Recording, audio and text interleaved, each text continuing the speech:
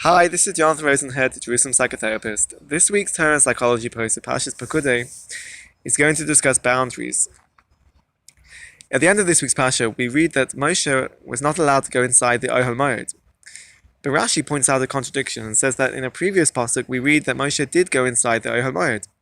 So to resolve this conflict, this contradiction, he says that when the cloud was on top of the Ohel Moed, this was a sign to Moshe that he could not go in, that he could not enter. But when the cloud was removed, this was therefore a sign to Moshe that he could go inside. What we see from this explanation and the use of the cloud is that it's setting a boundary. It's a clear sign to define the interaction, to define the relationship between Hashem and Moshe Rabbeinu, to define the nature of their interaction, the nature of their relationship. And this is what boundaries is all about. From a psychological perspective, boundaries are a conceptual limit between yourself and another person. It's where you begin and where you begin and end, and where another person begins. And that it ensures that one person's identity is not mixed up or intertwined with another person.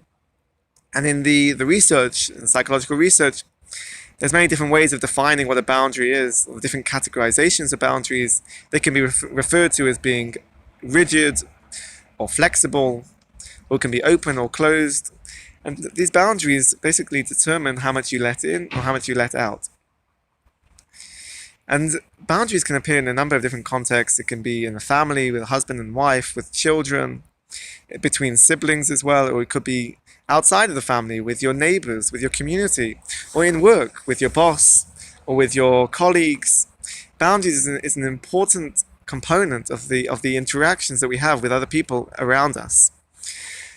And what happens if we don't have a person doesn't have clearly defined boundaries?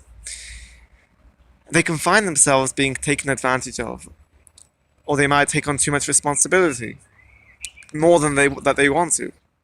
They can start feeling anxiety, or they can develop a sense of resentment.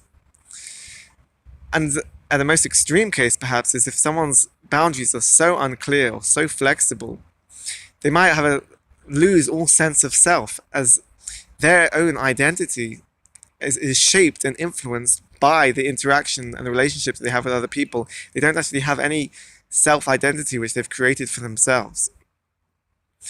So therefore we see it's important to set boundaries, but it can be difficult to set boundaries. I'm going to suggest a number of ways of how to encourage a person to be able to set healthy boundaries.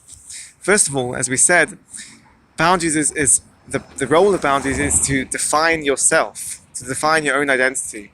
So part of that is to have a sense of self-worth, of self-value. So to do this, it's important to have self-care, to look after yourself, both on a psychological level, emotional, physical level, to make sure that you're really looking after yourself, that you are healthy, and also to identify things that you enjoy doing and to invest time in yourself. Secondly, is if you're going to define boundaries, you need to define the edges of these boundaries. How much are you prepared to give of yourself? How much responsibility are you prepared to take?